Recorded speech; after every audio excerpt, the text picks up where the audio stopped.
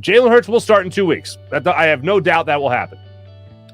The leash, though, to go to Gardner Minshew is a lot shorter than it was before.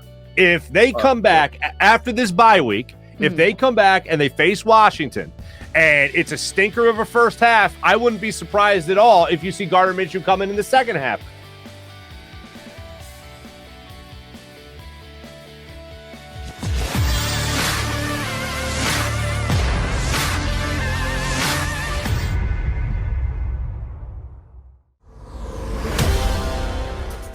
Welcome back, everybody, on JAKIB Media YouTube channel, as well as 6abc.com. This is live post-game show with Devan Caney, DGunn, and yours truly, Marc Farzetta. We're fueled by Stateside Vodka.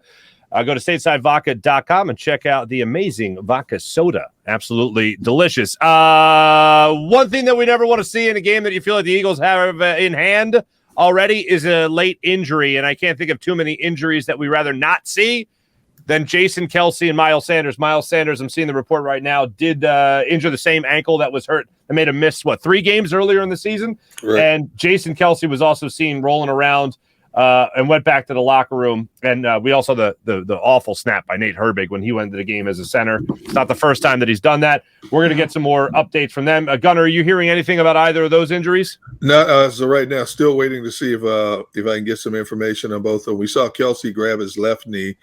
A couple of games ago, it was his right knee that he was grabbing. So this time it's the left knee.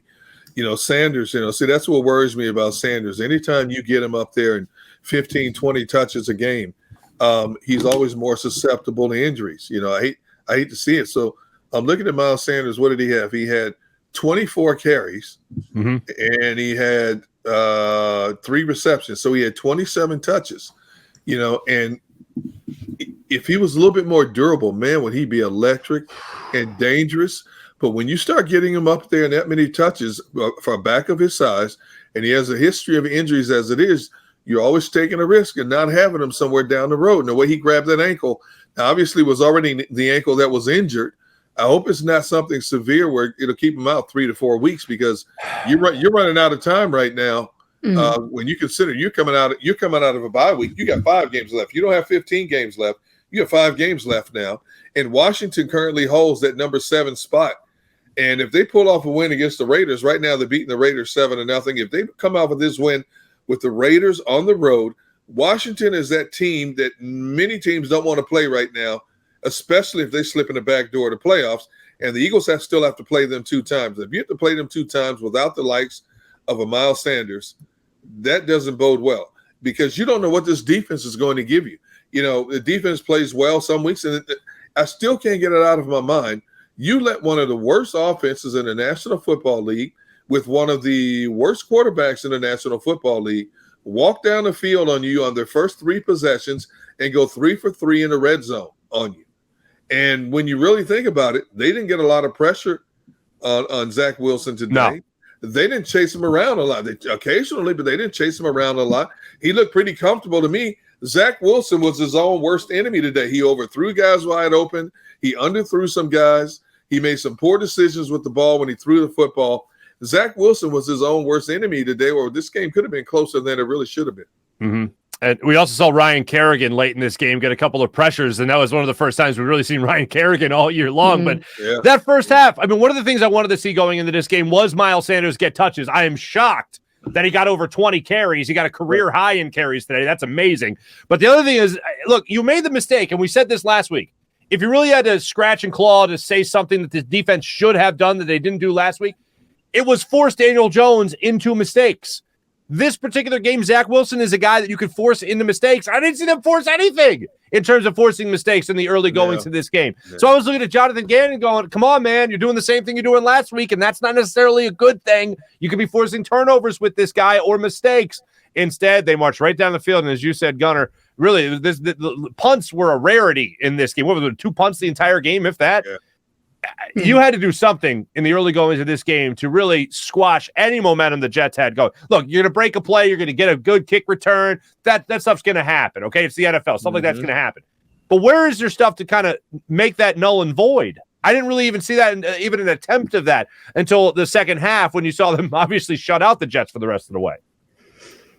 You know, when this game started with that first return by the Jets, I was like, I don't know if I can do it. I don't know if this is the way the game is going to go. Like, I truly don't. And then our offense looked great. And then the Jets offense would just come back and like, are we really going to be in a shootout with the Jets? Because again, we're going to say it a million times this show. Yes, we won, but it's the Jets. It still honestly was too close for my liking for a team like the Jets. And the fact that our defense allowed them to walk all over us was almost past the point of infuriating. It was just like, what are we doing here? Like, what is the solution here aside from drafting and getting free agents, you know, before next season? But what is the immediate solution? And I don't have one. I don't know if you guys do, but I don't have one. Well, whatever they did in the second half started to work. I mean, they started to get a little bit of pressure. Like I said, Ryan Kerrigan, I don't know if he got officially credited with 3 quarterback hurries or pressures, but he looked like name, we heard his name, and then there was 2 other plays that I think he got into the backfield to at least rush a pass. There was one deep down the sideline that he got involved in, and that was good to see. And you had I think it was Singleton in coverage on that particular play. But there was a couple of times where you saw Ryan Kerrigan get into the backfield. But as far as designed blitzes, schemes to get after Zach Wilson, I really didn't see that. I saw Javon Hargrave start to win a battle at the line of scrimmage. He got his sack. I saw Zach Wilson in the first half, I think it was. Check my notes. Josh Sweat get into the backfield for a big sack, second quarter. Yeah, he did. And that was Zach Wilson rolling into that pressure. So I don't think that was designed either. It was just Josh Sweat winning his one-on-one battle. But yeah, I continue to see Jonathan Gannon in the early goings of games not be aggressive. Whatever adjustment they made, maybe it was just the Jets being more of the Jets in the second half. But in the first half, I did not see that. This defense still has not defined a dog mentality. You know, it plays well in spurts, but it's not consistent. You know, when you look at the better defenses in the league, you know that every game they're going to come out and you're going to have to earn everything you get against that particular defense. And the Eagles, I look at the Eagles and I consider them an illusion type defense. They give you the perspective that they've turned the corner and things are going to get a lot better. And then all of a sudden they resort back to stuff that just makes you want to scream and throw something at your TV set, which was a game like today, you know, when you play a team like the Jets. And, you know, you just when you're about to give Jonathan Gannon credit for flipping the script a little bit and changing things up and being more assertive and more aggressive, and getting a little bit more pressure on the quarterbacks. Obviously, you see a game like this. You know, you had wide receivers catching passes underneath. Quarterback looked too comfortable in the pocket. The Jets are walking down the field on you, sustaining drives, picking up chunks of real estate on you when you should have kicked them right in the teeth from the very opening kickoff. Now, obviously, they got the initial momentum, you know, when Barrios took that opening kickoff 79 yards to set the Jets up for a score. But even after that, once you went down the field and took the lead at 7-6, you should have been able to kick this team in the mouth because you knew they weren't on your equal. And they couldn't do that. You know, they couldn't do it. You know, I love the balance they had with the passing game. Obviously, Minshew got in the rhythm with the passing game, but you also ran it enough, picking up 5-6 chunks, yards of real estate. But I just thought overall, that you let the Jets hang around a little bit too long for my liking. Real quick, I'm just seeing the tweets come out now. Nick Sirianni was asked after the game as far as Jalen Hurts being the starting quarterback after the bye week. Nick Sirianni's response, of course. So Jalen Hurts, your starting quarterback in 2 weeks. You'll learn to listen to me one of these days. I'll get there eventually. You'll learn to listen to me one of these days. One of these days. Yes. I don't know when, but you will. Whenever we go on that fishing trip that we've been talking about. Whenever we go on that fishing trip. Thanks for the invite. That's not going to happen. That's not going to happen. I had no idea about this. You're not hooking me in the backside. I'm sorry, but I don't fish with novice. I'm sorry. I just can't do it. Now you're just hurting feelings. Now you're just hurting feelings, man. No, I don't mean it negatively. I mean, you know, we can sit and have brunch together. We can talk over old times. We can go to a game together, go to a movie together. But when it comes to fishing, I only fish with hardcore. Fishermen. The only time when I concede and go fishing is when my wife says, "Can you take the kids?" Like when my kids were younger, "Can you take the kids?" Well, then I know that day I'm not fishing. I'm dodging hooks the whole day, or I'm unhooking people from trees or rocks. So I'm not fishing. So I know what I'm going to do. It's like playing It's like playing football, stick and move. That's what I'm doing the whole day, But when I get to this stage, when my fishing is my time, I consider it my Camelot. I decide who I'm going fishing with. And if you're a novice, if you still think peanut butter on the hook will work, if you go fishing, I'm not taking you fishing. All right, now just hold on. Before you go, before people start thinking, now people are going to think I brought that up to you sometime. About I said use peanut butter. That's ridiculous. Let me clarify. Marc Farzetta has never said he uses peanut butter on a hook. Thank you very much. All right, neither do I, for the record. No one asked. Wait. You fish? You're a fisher? I can't say fisherman because that would offend some people. So you're a fisherwoman? I fished in my day. Geez, here we go. Another one. Devan, Devan, the perfect line would have been there. Geez. The perfect line would have been like, I don't fish. I'm an angler. Yeah, there you go. That's how you know what's what. See, when she said, I fished in my day, that tells me I am not baiting your hook all day. I'm not untangling you from a rock. I'll do it 1 or 2 times out of courtesy, but I'm not doing it the whole day. Because then my day is not enjoyable. Devan, fine. I'll take you up on your game offer instead. The three of us can just attend an Eagles game. Maybe last home game of the season. We'll document it. You can cook for us, grill for us. I'll take that over fishing. Whoa, time out. Wait. So we go into the game and then I got to cook and grill as well? You can do it before at the tailgate. At the tailgate. Yeah. Oh, the tailgate. Oh, see, I don't tailgate, though. I don't tailgate. Well, first time for everyone. That's a crime. If somebody with all your grilling experience, you don't tailgate? What? No. I don't want to sit in the parking lot 2 hours before a game and mingle and eat. You know what? When I cover games, I was walking and I'm walking through a parking lot. Hey, Gunner, you want something? Hey, thank you very much. I might grab something. Keep moving. Stick and move. I'm not sitting there singing Kumbaya around the fire. I don't have time for that.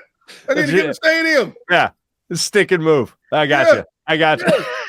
And I'm not sitting out there 2 hours after a game having a post-game grill out as well. No, I want to go home. Because there's another game I might want to see. I'm sorry. I'm probably the last person you want to hang out with before or after a game. Understood. I do want to say, Marc is telling us on our comments, hunting. Never want to go hunting with a rookie. I would say that's better advice. That's better advice than the fishing thing. No, that's too many people get hooked. My man Fuji's really enjoying the show. We appreciate that.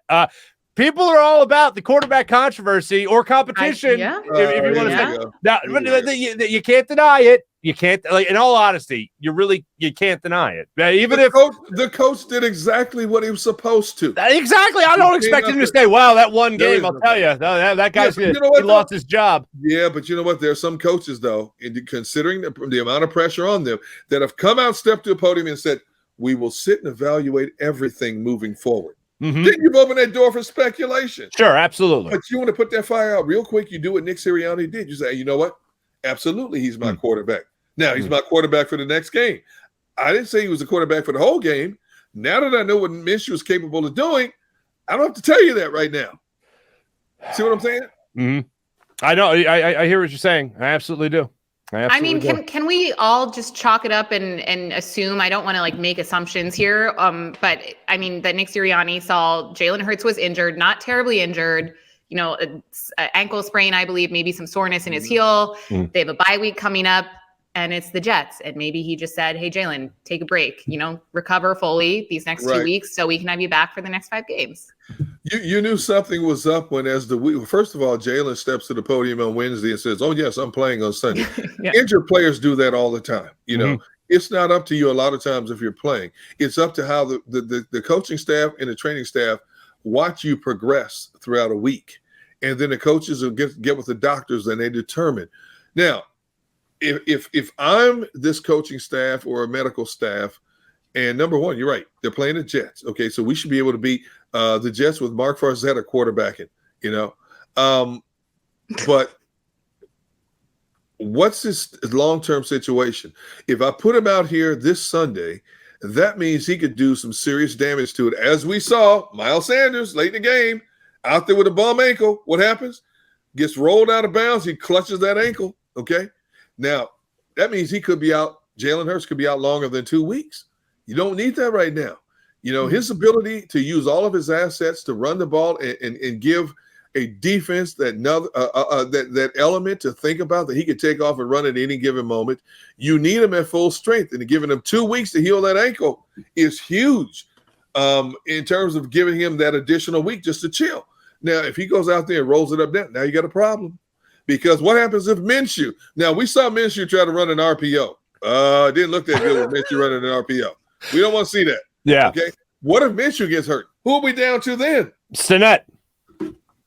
Do you want to be down to Stinnett? No, I definitely don't. Definitely do not. Give Minshew, roll the dice. Give Minshew. Give Hurts this week additional time off.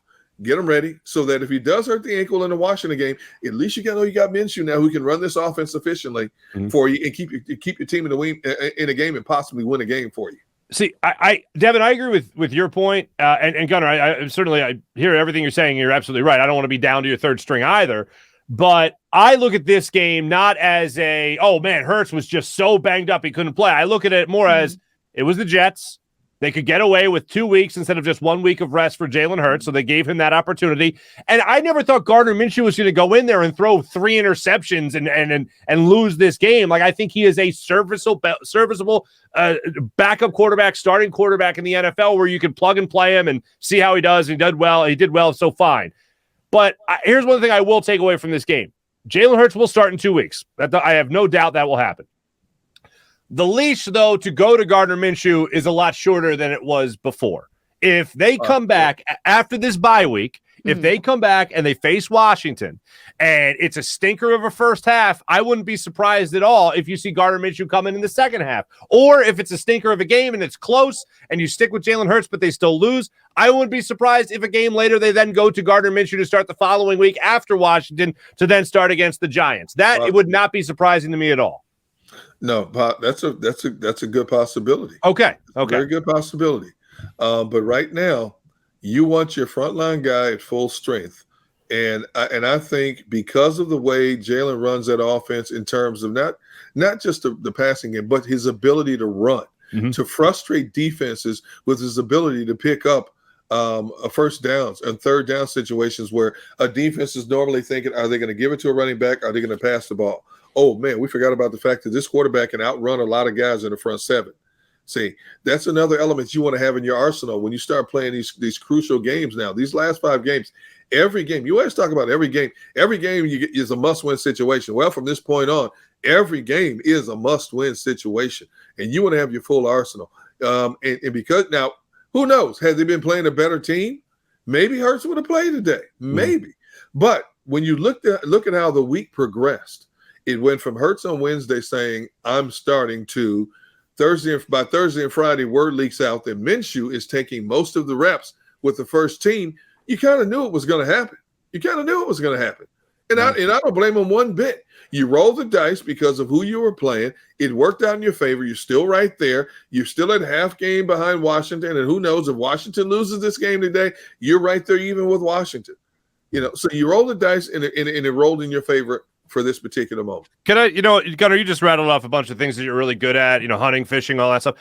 Just real quick, I just want to set the scene, Devan. You might appreciate this. I was at a little dinner party last night with some friends. Got the kids together, right? Got the kids together, all playing together. Brought the bounce house, right? But the bounce house, kids are going crazy in the bounce house. And I brought my espresso machine because, as you know, I love my espresso. You took the espresso machine. Yeah, it's easy. That's very extra, but I respect the move. Yeah, come on. It's what I call a flex. And it's a very simple thing. And I'm making a cappuccino, right? I'm making a cappuccino, and I'm making that. Actually, I was making an affogato, not for nothing. And I was making that up for my friends. And somebody, an affogato, it's a scoop of gelato in an espresso. It's fantastic. Ooh. So anyway, all right. I'm making that, and my buddy yells out from the other room, "Hey, Marc, did you get a text from Gunnar?" And I was like, what? No, I didn't get a text from Gunnar. He goes, Hurts is starting. Gunnar just reported it. And that's how I found out about your report, my friend. There you go. While I was making an affogato. I love it. I saw it on Twitter and was like, oh, I'm so proud. And then I saw someone, I think Adam Schefter, source you. And I was like, oh, I know him. That's cool. And that's how I found out. My story's a lot less entertaining than Marc's. I wasn't at a bounce house drinking espresso. So no. We brought the bounce house and the espresso. Drinking espresso. I love it. I don't live that kind of lifestyle, but maybe one day. I just had the thought of the kids Pinky like up, in the bounce house, in the bounce house, drinking espresso.